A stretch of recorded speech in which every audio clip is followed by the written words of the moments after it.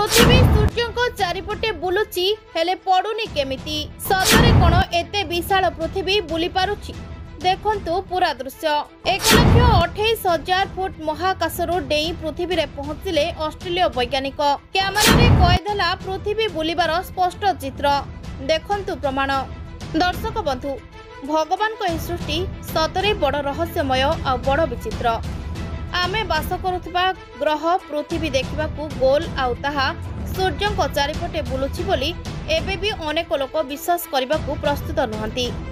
एते बड़ विशाल पृथ्वी बुलुची किंतु ता भितरे थिबा आमे मनीष माने बुलुनु केमिति तेणु पृथ्वी स्थिर बोली एबे भी केतेक लोक अनुमान करती किंतु एबे कैमरा रे कैद होईची पृथ्वी बुलुथिबार स्पष्ट चित्र। 1,28,000 फुट महाकाशरू डेई पृथ्वी रे पहुंचथिले जने ऑस्ट्रेलिया वैज्ञानिक।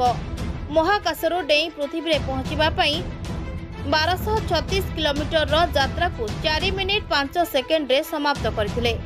से ही स्पष्ट भाबरे देखिचंती पृथ्वी केमिति गति करूची। आपण भी थरे भल भाबरे नजर करंतु एही वीडियो को।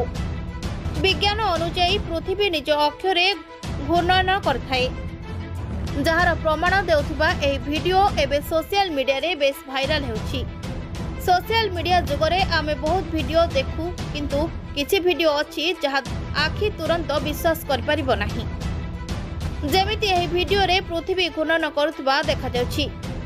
विज्ञान एवं विशेष करी अंतरिक्ष विषय रे जानिबा पई इच्छुक थिबा लोकंक पई वीडियोटी आकर्षणीय अटे।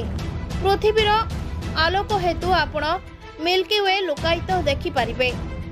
जदिओ तारागुड़िक स्थिर किंतु पृथ्वी गछ उद्भिद एवं क्षेत्र सहित घूर्णन करुवा परि मने हुए।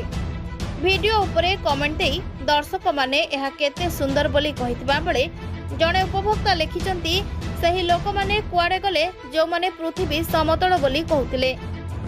एही वीडियो एबे बेस प्रसारित हेउछि आउ लोक माने एथिरु किछि शिक्षा लाभ करूछंती।